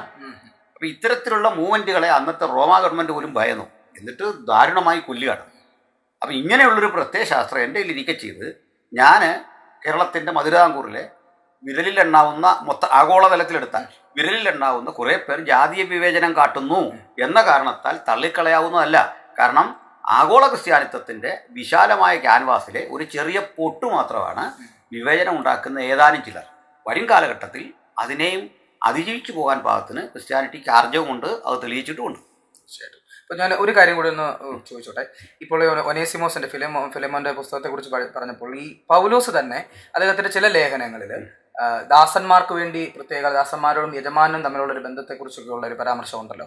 ആ പരാമർശത്തെ നമ്മൾ എങ്ങനെയാണ് കാണുന്നത്? പൊളിറ്റിക്സാണ്. പൊളിറ്റിക്സ് മീൻസ് ഈ ഇപ്പം നമ്മൾ പണ്ടത്തെ അപേക്ഷകളിൽ വെക്കുന്ന ഒരു ശൈലിയുണ്ട്. എന്തിനാണ് അത് ഞാനൊന്ന് ഓർത്തിട്ടുണ്ട്. ഈ കളക്ടർ എടുത്ത് അപേക്ഷിക്കുക. എന്തിനാണ് കളക്ടർ എടുത്ത് അപേക്ഷിക്കുന്നത്? ബഹുമാനപ്പെട്ട മുഖ്യമന്ത്രി സമക്ഷം ബോധിപ്പിക്കുന്ന അപേക്ഷ താഴ്മയെ അപേക്ഷിക്കുന്നു. ഇതൊരു ട്രഡീഷനാണ്. അപ്പം നമ്മൾ സർക്കാർ, അതിനെ തിരിച്ചും പറയാം, ഗവൺമെൻറ് സെർവൻറ്റ്. അവർ സെർവൻ്റ് എന്ന് പറയാൻ പാടില്ല, അതൊക്കെ മാറ്റണം. അതൊക്കെ കാലഘട്ടപ്പെട്ടാണ്. കോടതിയോട് ദിസ് ഈസ് മൈ പ്രയർ, അതിപ്പോൾ മാറിക്കൊണ്ടിരിക്കുക. അതെ അതെ, കോടതിയാണോ പ്രാർത്ഥിക്കണം? എൻ്റെ റൈറ്റിനാണ് ഞാൻ പോയി നിൽക്കുക. അതിനെന്താ പ്രാർത്ഥിക്കുന്നത്? അതിനെ അപേക്ഷിക്കുന്നത്? ഇപ്പോഴും ആപ്ലിക്കേഷൻ ഫോം, നിങ്ങൾ ഡിഗ്രിയും പാസ്സായിട്ട് പി ജിക്ക് ചെല്ലുമ്പോൾ ആപ്ലിക്കേഷൻ എന്താ ആപ്ലിക്കേഷൻ എന്താ അവിടെ ചോദിക്കുന്നത്? അപ്പോൾ റിക്വസ്റ്റോ ആപ്ലിക്കേഷനോ അല്ല, അതിനപ്പുറത്ത് തത്തുല്യ പദം കണ്ടുപിടിക്കണം. ഇംഗ്ലീഷിൽ അതിന് അത്രയും ബുദ്ധിമുട്ടില്ലെങ്കിലും മലയാളത്തിൽ അത് ബുദ്ധിമുട്ടാണ്. അപേക്ഷ അപ്ലൈ ചെയ്യുക എന്നൊക്കെ പറഞ്ഞ് വേണമെങ്കിൽ നമുക്ക് വേണമെങ്കിൽ മാറ്റാം. എന്നാൽ അപേക്ഷ എന്ന് പറയുമ്പോൾ ഉണ്ടാകുന്നൊരു ബുദ്ധിമുട്ട് എന്ന് പറഞ്ഞ പോലെ ഈ ദാസ യജമാന ബന്ധം നിലനിന്ന റോമിൽ ഒരു തൊഴിലുടമ, ഒരു കോർപ്പറേറ്റിന് കീഴിൽ ധാരാളം പണി എടുക്കുന്ന ആളുകൾ, ഈ പണിയെടുക്കുന്ന ആളുകളും ഈ കോർപ്പറേറ്റുകളോട് ഒരുമിച്ച് വിശ്വാസത്തിൽ വന്നു. റോമിലെ പല ചർച്ചിലും ഒരുമിച്ച് വിശ്വാസത്തിൽ വരുമ്പോഴേക്ക് ഇവർ ഞങ്ങൾ പിന്നെ ക്രിസ്തുവിൽ സ്വാതന്ത്ര്യം പ്രാപിച്ചു എന്നിട്ട് ഇവർ ജോലിക്ക് കൃത്യം പോകാതെ വരും. അതിനോട് അലസത കാട്ടിപ്പോൾ പറഞ്ഞു. ഇക്വാലിറ്റി വന്നപ്പോൾ ഒരു മടി ഉണ്ടാകും. അത് മൊത്തമുള്ള എക്കണോമിയെ ബാധിക്കുന്നത്. ഇതിനെതിരെയാണ് അത് സംസാരിക്കുന്നത്. ജോലി ചെയ്യണം. അവരോട് പറഞ്ഞത് അത് കേൾക്കുന്നില്ല. അവനെ സഹോദരനായിട്ട് കാണണം. ഇത് മാത്രമേ ആളുകൾ കാണാറുള്ളൂ. നിങ്ങളുടെ ആ കോർപ്പറേറ്റിന് വേണ്ടി അല്ലെങ്കിൽ നിങ്ങളുടെ യജമാനു വേണ്ടി നിങ്ങൾ ജോലി ചെയ്യണം. തിരിച്ച് അവരോട് പറഞ്ഞത് എന്താ? അവനെ ഉപദ്രവിക്കാൻ പാടില്ല, അവൻ നിന്റെ പണ്ട് ദാസനാ, ഇപ്പം സഹോദരനാന്ന് ഓർത്ത് ട്രീറ്റ് ചെയ്യണം. അപ്പോൾ അടിമയുടെ നിലവാരത്തെ ഉയർത്തുകയും യജമാന ബോധത്തെ താഴ്ത്തുകയും ചെയ്യുന്ന സമത്വം തന്നെയാണത്. ഒരു ഘട്ടം കഴിയുമ്പോൾ ആ സ്ഥിതിക്ക് മാറ്റം വരും. കാരണം ബൈബിളിലെ ലേഖനങ്ങളെല്ലാം ഒരു പ്രോഗ്രസീവായ സംവിധാനത്തിലൂടെ വരുന്നത്, കാലഘട്ടങ്ങളിലൂടെ അതിൻ്റെ മൊറാലിറ്റി പോലും രൂപപ്പെട്ടു വരുന്നത്. അത് കാണണം. റെവലേഷൻസ് ഇന്നും കണ്ടിന്യൂ ചെയ്യുമെന്ന് വിശ്വസിക്കുന്ന ഒരാളാണ് ഞാൻ. അത് ബൈബിളോട് തീർന്നില്ല, ഇപ്പോഴും കണ്ടിന്യൂ ചെയ്യുമെന്ന് വിശ്വസിക്കുന്ന ഒരാളാണ് ഞാൻ. അപ്പം ആ ഒരു രീതിയിലാണ് അതിനെ കാണേണ്ടത്. ഒരു പക്ഷേ ഇത് പലർക്കും ഒരു പുതിയ അറിവായിരിക്കും ഇത്തരത്തിലുള്ള ഒരു ചിന്ത എന്ന് പറയുന്നത്. മറ്റൊരു കാര്യം, ഈ ദളിത് സമൂഹത്തെ നമ്മളിപ്പോൾ കുറെ നേരമായി അതിനെക്കുറിച്ച് സംസാരിച്ചുകൊണ്ടിരിക്കുന്നു. പെന്തക്കോസ്റ്റലിസത്തിലേക്ക് വന്നപ്പോൾ ഉണ്ടായ അവരുടെ ഒരു മാറ്റം ഭയങ്കരമാണ് അല്ലേ. അതായത് ഹിന്ദുവിസത്തിൽ നിന്നപ്പോൾ അവർ അനുഭവിച്ച അവഗണനയിൽ നിന്നും മറിച്ച് പെന്തക്കോസ്റ്റലിസത്തിലെ ക്രിസ്ത്യാനിറ്റിയിലേക്ക് വരുമ്പോൾ അവർക്ക് കിട്ടുന്ന ഒരു സാമൂഹ്യപരമായ ഒരു ഉയർച്ചയുണ്ട്, ഒരു റെക്കഗ്നേഷനുണ്ട് അവർക്ക് ഇവരിലേക്ക് വരുമ്പോൾ. പക്ഷേ പലപ്പോഴും ഈ ഒരു മാറ്റത്തെ കാണാതെ പെന്തക്കോസ്റ്റലിസത്തിൽ തന്നെയുള്ള വിശ്വാസികൾക്കിടയിൽ നിന്ന് തന്നെയുള്ള ചില വിമർശനങ്ങൾ ഉയർന്നു വരുന്നതായിട്ട് കാണുന്നുണ്ട്. പ്രത്യേകിച്ച് ഈ പറഞ്ഞതുപോലെ ജാതീയതയെ സംബന്ധിച്ച ചില കാര്യങ്ങൾ ഉയർന്നു വരുന്നതായിട്ട് കാണുന്നുണ്ട്. എന്നിട്ട് അവർ പറയുന്നത് ഇതിനേക്കാളും ഭേദം തിരിച്ചു പോകുന്നതാണ്, അല്ലെങ്കിൽ നിങ്ങൾ വന്നിടത്തുനിന്ന് തന്നെ പോകുന്നതാണ്. കാരണം ഇവിടെ വന്നാൽ ഇവിടെ ഇതേ അവസ്ഥ തന്നെയാണ് തുടരുന്നതെങ്കിൽ നിങ്ങൾ തിരിച്ചു പോകുന്നത് തന്നെയല്ലേ നല്ലത് എന്ന് ചോദിക്കുന്നതിനോടുള്ളൊരു മറുപടി എന്താണ്? വളരെ തെറ്റായ മറുപടി. കാരണം തിരിച്ച് എവിടേക്കാണ് പോകുന്നത്? അപ്പോൾ അവിടെ എനിക്ക് ഒരു മനുഷ്യനെന്ന നിലയിൽ എനിക്ക് സർവൈവ് ചെയ്തേ പറ്റൂ. അതിന് അവിടെ നിന്ന് പോന്നു. അവിടെ നിന്ന് എന്തിനാ പോകുന്നത്? ആരാണ്ട് മോചനം പ്രതീക്ഷിച്ചൊന്നും വന്നല്ല. എങ്ങനെ? ഇത് സ്വർഗമാണെന്ന് കരുതി വന്നല്ല. ഈ ക്രിസ്ത്യൻ കൺവിക്ഷനിലൂടെ വന്ന അല്ലേ? അതെ, ആ കൺവിക്ഷനെ നമ്മൾ കൺവേർഷൻ എന്ന് പേരിട്ടാണ്. അപ്പോൾ അതൊരു സ്പിരിച്വാലിറ്റിയാണ്. ആ സ്പിരിച്വാലിറ്റിയുടെ തുടർച്ചയിലൂടെ എൻ്റെ സാമൂഹിക ജീവിതത്തിലെ കാര്യം ജാതി ഇത്യാദി പ്രശ്നങ്ങൾ അല്ലേ. ഇപ്പം എനിക്ക് അത് ഞാൻ ചെല്ലുന്ന സമൂഹത്തിൽ നിന്ന് മോശപ്പെട്ട അനുഭവങ്ങൾ ഉണ്ടാവുക, അവഗണന ഉണ്ടാവുക. ഈ അവഗണനയ്ക്കെതിരെ തിരിച്ചുപോക്കൊരു ഭീരുവിൻ്റെ ലക്ഷണമാണ്. തൽക്കാലം ഇവിടെ നിന്ന് നോക്കട്ടെ, ഞങ്ങളൊക്കെ അങ്ങനെ കയറുന്നു, ഇത് നിന്ന് നോക്കാം, ഇതിനെ ഇവിടെ നിന്ന് തന്നെ പോകാൻ നോക്കാം. ഹിന്ദുയിസത്തിലും അങ്ങനെ ചെയ്യണമായിരുന്നു, ഹിന്ദുയിസത്തിലും ചെയ്യായിരുന്നു. പക്ഷെ അതിന് ആദ്യം ചെയ്യേണ്ടത് എന്താ? ആ കിതാബ് എടുത്ത് കളയണം. അവിടെ നിന്നുകൊണ്ടൊരു റിഫോർമേഷൻ സാധ്യമാണോ? സാധ്യമല്ല. അത് നിന്നുകൊണ്ട് പറ്റുന്ന രീതിയാണ് നാരായണ ഗുരു ചെയ്തത്. അല്ലെങ്കിൽ പലത് വേദങ്ങളെ നിരസ്കരിക്കണം, അവിടെ നിന്നുകൊണ്ട് പോകുന്ന അർത്ഥാൽ ചിലത് ചാർവാകരസത്തിലേക്കാണ്, നിരീശ്വത്വത്തിലേക്ക്. കാരണം മറ്റ് പൂർവ്വമീമാംസ, മറ്റേ ന്യായം വൈശേഷികമല്ല, മറ്റേ യോഗ, ഇങ്ങനെയൊക്കെ യോഗ എന്ന് പറഞ്ഞാൽ യോഗ ദർശനം, സാഖ്യ ദർശനം, ജൈമിനിയുടെ ഇതൊക്കെ എടുത്തുകൊണ്ട് ആ വിധത്തിൽ നിൽക്കണം. അതിന് പറ്റത്തില്ല. അത് വളരെ തത്വചിന്താപരമാണ്. തത്വചിന്താപരമായി ഹിന്ദുവിസത്തെ പൊളിക്കാൻ പ്രയാസമാണ്. അവർക്ക് എന്നെത്തോളം ബുദ്ധിമുട്ടില്ല. എന്നെത്തോളം ബുദ്ധിമുട്ടില്ലെന്ന് ഞാനത് ഇറ്റ്സെൽഫ് ഈസ് ഹോപ്പ്ലെസ്. അതായത് അവിടെ എന്തോ ചെറിയ ഗുണമുണ്ടെന്ന് കാണുന്നതല്ല, അവിടെ ഒരു ഗുണവും ഇല്ലെന്ന് കാണുന്ന ഒരാളാണ്. ദളിതന് യാതൊരു വിധത്തിലുള്ള പരിഗണനയോ നായർക്കടക്കം ഒരു പ്രയോജനം ഇല്ലാത്തൊരു സാധനമാണ് ഹിന്ദുയിസം. ഇവർക്ക് വളരുവാൻ സാധ്യമല്ല. ആധ്യാത്മികത എന്ന് പറയുന്നത്, കാരണം നിങ്ങളെ വിവേചിക്കുന്ന ഒരു ദൈവം അവിടെ നിൽക്കുക, നിങ്ങളെ വിവേചിക്കുക പച്ചയ്ക്ക് 100 തെറി പറയുക, 100 തെറി 1000 പള്ളും പറയുന്ന ഒരു ദേവൻ അവിടെ നിൽക്കുക. എന്തിനാ ഈയുടെ കാല് പിടിക്കാൻ പോന്നേ? ഇതകത്തവൻ പ്രസംഗിച്ചാൽ മതിയായിരുന്നു. ഇതകത്തവൻ എന്നും പ്രസംഗിച്ചുകൊണ്ടിരിക്കണം. ഇതാണ് വേണ്ടത്. അപ്പോൾ ഇനി ഇപ്പുറത്തേക്ക് വരാം. ക്രിസ്ത്യാനിറ്റിയിൽ ഇങ്ങനെ കണ്ട കുറേ വ്യക്തികളാണ്. അപ്പം നിങ്ങൾ അതിന് പകരം ഇവിടെ രൂപപ്പെട്ടു വച്ച, അപ്പുറത്തുണ്ടാക്കി വെച്ച ബദൽ സംവിധാനങ്ങളെ നല്ല രീതിയിൽ മാനേജ് ചെയ്യാൻ പഠിച്ചാൽ മതി. സാൽവേഷൻ ആർമി ശക്തിപ്പെടുത്തിയാൽ മതി. അതിന് സ്കൂളില്ലേ, അതിന് കോളേജില്ലേ, ആശുപത്രിയില്ലേ? സ്കൂളുകൾ, കോളേജുകൾ, ആശുപത്രികൾ സ്വന്തമുള്ളൊരു മഹാപ്രസ്ഥാനമല്ലേ സാൽവേഷൻ ആർമി. തൊഴിൽ സാധ്യതകളില്ലേ, അഭിവൃദ്ധിപ്പെടാൻ സംവിധാനങ്ങളില്ലേ. ലൂതറൻ, അതുപോലെ ബൈബിൾ ഫെയ്ത്ത് മിഷൻ, അതിന് സ്വന്തം കോളേജുണ്ട്. ഈ സ്ഥാപനങ്ങളെ ശക്തിപ്പെടുത്തിയാൽ പോരെ. അപ്പം നിങ്ങൾക്ക് സർവ്വ ചെയ്യാൻ വഴിയായില്ലേ. അപ്പം ഇത് എന്തിനാ തിരിച്ചു പോന്നേ? അങ്ങനെ തിരിച്ചു പോയിട്ട് എങ്ങോട്ടായി പോന്നേ? ഇതിൽ കൂടുതൽ വളരെ പ്രധാനപ്പെട്ട ഒരു ചോദ്യം കൂടെ നിലനിൽക്കുന്നു. മിഷണറി പ്രസ്ഥാനങ്ങൾ ഇന്ത്യയിൽ വന്നതിന് ശേഷമുണ്ടായ സാമൂഹ്യപരവും മതപരവുമായിട്ടൊരു മാറ്റത്തെക്കുറിച്ച് കുറച്ച് കാര്യങ്ങളൊന്ന് സംസാരിക്കണമെന്ന് തോന്നുന്നു. മിഷണറി പ്രവർത്തനം ഇന്ത്യയിലേക്ക് വന്നതിന് ശേഷം എങ്ങനെയാണ് ഈ ബൈബിൾ നമ്മുടെ സാമൂഹ്യ, രാഷ്ട്രീയ, മതപരമായ ഒരു സാഹചര്യത്തെ എങ്ങനെയാണ് അഭിവൃദ്ധിപ്പെടുത്തിയത്? അല്ലെങ്കിൽ മറ്റൊരു തരത്തിൽ പറയുകയാണെങ്കിൽ ദളിതരെ എത്രത്തോളം ഈ ഒരു വിദ്യാഭ്യാസ രീതി സഹായിച്ചു? അതിനെക്കുറിച്ച് കൂടി 2 വാക്ക് പറയാം. ഈ സവർണ വിദ്യാഭ്യാസം കൊണ്ട് ഒരു ദളിതനും വളർന്ന ചരിത്രമില്ല. കൊണ്ടതിൽ പറഞ്ഞാൽ മതി. ഇത് KR നാരായണനെ സൃഷ്ടിച്ചത്, ഡോക്ടർ പൽപുവിനെ സൃഷ്ടിച്ചത്, ഡോക്ടർ BR അംബേദ്കറെ സൃഷ്ടിച്ചത്, ഈവൻ അയ്യങ്കാളിയെ സൃഷ്ടിച്ചത്, ശ്രീ നാരായണ ഗുരുവിനെ സൃഷ്ടിച്ചത് ക്രിസ്ത്യൻ മൂല്യങ്ങളാണ്. അത് കൃത്യം പറഞ്ഞാലാണ് സാക്ഷാൽ ശ്രീനാരായണ ഗുരു. എനിക്ക് സന്യാസം തന്നത് ബ്രിട്ടീഷുകാരാണ് എന്ന് പറയുന്നത് ഇത്രയും വലിയ അടിയുണ്ടോ? സനാതന ധർമ്മത്തിൻ്റെ ഉച്ചയ്ക്ക് കൂടത്തിനടിക്കുക ഗുരു ചെയ്തേ അല്ലേ? അങ്ങനെ വേറെ ആരും പറഞ്ഞിട്ടില്ല. അംബേദ്കർ പോലും ആ ശൈലി ഉപയോഗിച്ചിട്ടില്ല. എനിക്ക് സന്യാസം തന്നത് അന്തസ്സോടെ വിളിച്ചു പറയുകയാണ്. കാരണം നിങ്ങളാണെന്നെങ്കിൽ എനിക്ക് തരികയില്ലെന്ന് അർത്ഥം. കാരണം അവർണനാണ്. ഇതേ അവസ്ഥയിലാണ് സഹോദരൻ അയ്യപ്പന് വിളിക്കുന്നത്. ജയ് ശ്രീറാം വിളിക്കേണ്ടടുത്ത് ജയ് രാവണ എന്ന് വിളിക്കുന്നത്. മദൻ മോഹൻ മാളവികയുടെ മുമ്പിലാണ്. അപ്പം ഇങ്ങനെ വിളിച്ചിട്ട് പറയാണ്, ജോർജിൻ്റെ രാജ്യം പോയിട്ട്, ജോർജ് പഞ്ചവൻ്റെ രാജ്യം ബ്രിട്ടൻ പോയിട്ട് രാമൻ്റെ രാജ്യം വന്നാൽ ഞങ്ങളുടെയൊക്കെ കാതിൽ ഉരുക്കി ഒഴിക്കും നിങ്ങൾ എന്ന് മാളവിയുടെ മുഖത്ത് നോക്കിയാണ് പറയുന്നത്. അപ്പോൾ ഇങ്ങനെയുള്ള വിപ്ലവങ്ങൾ ഇവിടെ നടന്നു. അപ്പോൾ ഈ വിപ്ലവത്തിൻ്റെ മുഴുവൻ പ്രചോദനം വായനയാണ്, പഠനമാണ്, കലാലയങ്ങളാണ്. ആ കലാലയങ്ങൾ സകല മനുഷ്യരെയും മുമ്പിലേക്ക് തുറന്നിട്ടുകൊണ്ട് ജ്യോതി ബാഹുലെ അവിടെ അങ്ങ് പൂനെയിൽ സ്കൂൾ ആരംഭിക്കുക. അത് സ്കോട്ടിഷ് സ്കൂളിൽ പഠിച്ചുകൊണ്ടാണ് അദ്ദേഹത്തിന് അതിന് സാധിച്ചത്. മറ്റേ പൽപൂനും അത് തന്നെയാണ് സാധിച്ചത്. ആ പൽപൂനെ അവഹേളിക്കുകയാണ് ഇവിടുത്തെ രാജാവ് ചെയ്തത്. അപ്പോൾ ഇങ്ങനെയുള്ള കാര്യങ്ങളെ മൊത്തം എടുത്താൽ മിഷണറിമാരുടെ കോൺട്രിബ്യൂഷൻ കൊണ്ട് മാത്രമാണ് ഇന്ത്യ ഇന്നായിരിക്കുന്ന അളവിൽ രൂപപ്പെട്ടത്. ഇനി നിഘണ്ടുക്കളുടെ രൂപവൽക്കരണം, അതുപോലെ കാഡ്വലിനെ പോലെ, ഹെർമൻ ഗുണ്ടർട്ടിനെ പോലെ, അർണോസ് വാധിരിയെ പോലെ ഒക്കെയുള്ള ഭാഷയ്ക്കും ജീവിതത്തിനും ഒക്കെ അവർ കൊടുത്ത ദർശനങ്ങൾ വലുതാണ്. മലയാള ഭാഷ പോലും കടപ്പെട്ടിരിക്കുന്നത് തീർച്ചയായിട്ടും എഴുത്തച്ഛനോടല്ല കടപ്പെട്ടിരിക്കുന്നത്. അതൊക്കെ ചുമ്മാ ഉണ്ടാക്കി വെച്ച കഥകളാണ്. എഴുത്തച്ഛൻ മനുഷ്യനെ മനസ്സിലാകാത്ത കുറേ കവിതകളല്ല എഴുതി അത് മലയാള ഭാഷയ്ക്ക് സംഭാവനയാകും. എത്ര പേര് സാധാരണ മനുഷ്യലേക്ക് അത് ചെയ്യുന്നു. എഴുത്തച്ഛൻ്റെ കീർത്തനം എത്ര സാധാരണക്കാരിലേക്ക് വന്നു. ആ സമയത്താണ് ഭാഷയെ സാധാരണ മനുഷ്യന് വഴങ്ങുന്ന വിധത്തിലേക്ക് ആക്കിയത് ബെഞ്ചമിൻ ബെലിയെ പോലുള്ള ആളുകളാണ്. അപ്പോൾ അതിനെ കാണാതിരിക്കത്തില്ല. അപ്പോൾ അത് ഞാനതിനു വേണ്ടി തന്നെ വാദിക്കുന്നു. അത് തന്നെയായിരുന്നു ശരി. മിഷണറിമാരുടെ സംഭാവനകളെ യാതൊരു തരത്തിലും നമുക്ക് മാറ്റി നിർത്തുവാൻ കഴിയില്ല. അല്ല. അപ്പൊ അതിന്റെ ഒരു ബാക്കി പത്രം തന്നെയാണ് തിരിച്ച് ഇപ്പോൾ നമ്മുടെ മുന്നിലുള്ള പെന്തക്കോസ്റ്റലിസം എന്ന് നമുക്ക് വേണമെങ്കിൽ പറയാം അല്ലേ?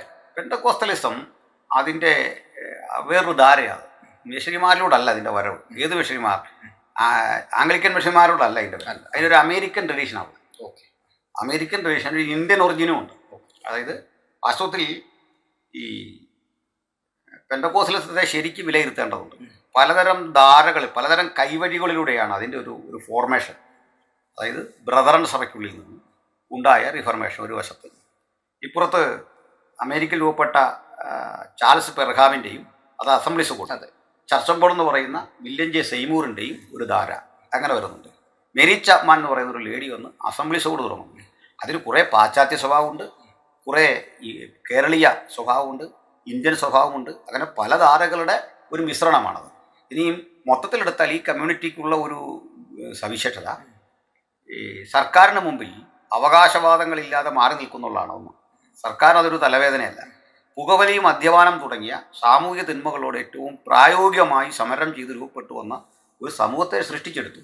ഇനി RSSൻ്റെ 100 കൊല്ലം കഴിഞ്ഞു. പെന്തക്കോസ്ത് സഭകൾക്കാണ് 125 വർഷം, 100 മുതൽ 125. അപ്പോൾ RSSന് ഇത്രയും ശാഖ ഉണ്ടെന്നൊക്കെ പറയുമ്പോൾ RSSൻ്റെ ആയുധമുണ്ട്, RSSൻ്റെ കയ്യിൽ രാഷ്ട്രീയമുണ്ട്, RSSൻ്റെ കയ്യിൽ ഫാസിസമുണ്ട്, RSSൻ്റെ കയ്യിൽ ഇപ്പോൾ ഭരണകൂടം കംപ്ലീറ്റ് ഇരിക്കുകയാണ്. അപ്പോൾ ഇത്രയും ശക്തി ഉണ്ടായിട്ട് ഇത്രയേ വളർന്നുള്ളൂ. മനസ്സിലായില്ലേ? ഇതൊന്നും ഇല്ലാത്ത പെന്തക്കോസ്ത് സഭകൾ എത്ര വളർന്നു, എത്ര ലക്ഷങ്ങൾ അതിൻ്റെ ബെഞ്ചിലുണ്ട്. ഈ ഞെരുക്കത്തിൽ ആരും കാണാതെ, ഇതൊന്നും ഒരു പിന്തുണ ഇല്ലാതെ അതിൻ്റെ എത്രയോ അതിനേക്കാൾ ശക്തിക്ക് വളർന്നിട്ടുണ്ട്. ശരിയല്ലേ? അത് ആശയം കൊണ്ട് മാത്രം വളർന്നിട്ടുണ്ട്. ആശയം കൊണ്ട് മാത്രം അത് വളർന്നിട്ടുണ്ട്. ഇപ്പോൾ സാമ്പത്തിക ഞെരുക്കം ശക്തമായിട്ട് സൃഷ്ടിച്ചൊരു കാലഘട്ടമാണ് വിദേശ സഹായങ്ങളിൽ നിന്ന്. ഈ വിദേശ സഹായം സായിപ്പിൻ്റെ അല്ല, ഇവിടുന്ന് പോയിട്ടുള്ള മലയാളികൾ അധ്വാനിച്ചുണ്ടാക്കുന്ന പൈസയാണ്. അതുകൊണ്ടാണ് ഇവിടെ മിഷൻ പ്രവർത്തനം നടത്തിയത്. ആ ചാനലെല്ലാം അടച്ചു. ഇപ്പോൾ ഏറ്റവും കൂടുതൽ വിദേശ വരുമാനം അവർക്ക് മാതാമൃതാനന്ദമയ്ക്കാണ്. അത്തരം മൂവ്മെൻറ്റുകൾക്കാണ്. എന്നിട്ട് അതിലൂടെ വളർന്ന് അത് നിലനിൽക്കുന്നു. പലയിടത്തും അടിച്ചമർത്താൻ ശ്രമിച്ചിട്ട് അത് കരുത്ത് കാട്ടി തന്നെ നിൽക്കുന്നുണ്ട്. അപ്പോൾ അതിൻ്റെ അത്തരം ചില സവിശേഷതകളെ നമ്മുടെ സമൂഹം കണ്ടിട്ടില്ല, കാണേണ്ടതുണ്ട്.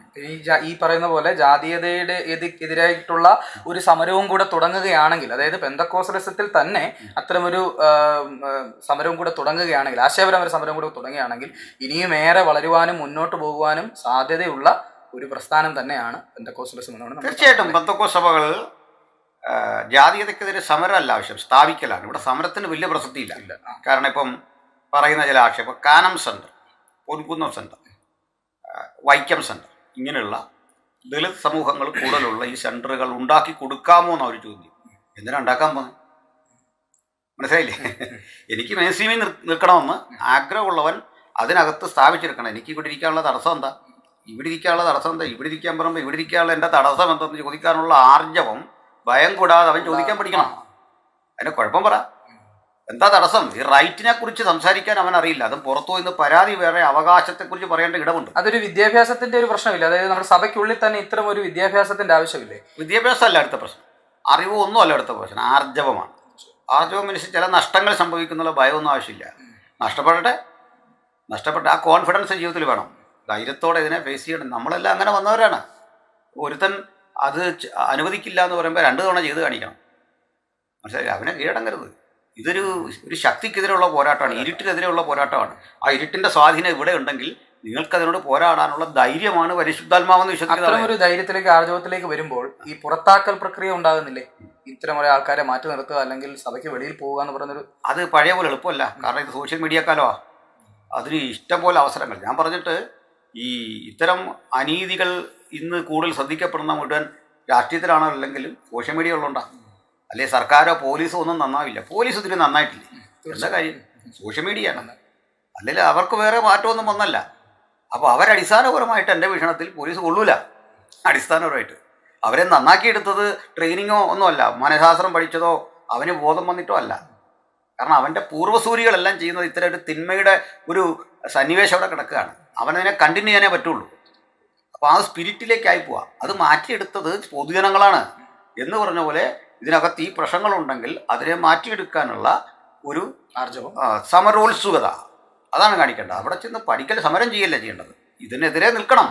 അപ്പോൾ ഇവനെ അതുകൊണ്ട് തട്ടുകയോ പ്രശ്നങ്ങൾ ഉണ്ടാവുകയോ ചെയ്യുമ്പോൾ അത് പബ്ലിക് ഇടപെടേണ്ടി വരും. ഇതാണ് കാര്യം. അപ്പം അതിലില്ലാതെ ഇവിടെ മൊത്തം ഇന്ന കുഴപ്പം, ഇത് തീർത്തേച്ച് അങ്ങോട്ട് എല്ലാം പറയാൻ പാടില്ല. ഇത് തീർത്തേച്ച് ഇതൊരു സമരം, ആഭ്യന്തര സമരമുണ്ട്, ആഭ്യന്തര കലഹങ്ങളുണ്ട്. ആ സംഘർഷങ്ങളിലൂടെയാണ് തെസീസും ആൻറ്റിതെസീസും സിന്തസീസും അല്ലേ, സിന്തസീസ് ഇത്ര ഉണ്ടാവണം. അതിന് ഹൈപ്പോതെസിസ് ഉണ്ടാക്കിയിട്ട് കാര്യമില്ല, അനുമാനിച്ച് പോയിട്ട് കാര്യമില്ല. ഞങ്ങൾ സിന്തസീസിലാണ് വിശ്വസിക്കുന്നത്, ഹൈപ്പോതെസിസിലല്ല. തീർച്ചയായിട്ടും അതൊരു വലിയ മാറ്റത്തിന് തുടക്കം കുറിക്കട്ടെ. ഈ സംഭാഷണവും അതിനുള്ള ഒരു മാറ്റത്തിൻ്റെ ഒരു തുടക്കമാകട്ടെ എന്ന് ആശംസിക്കുന്നു.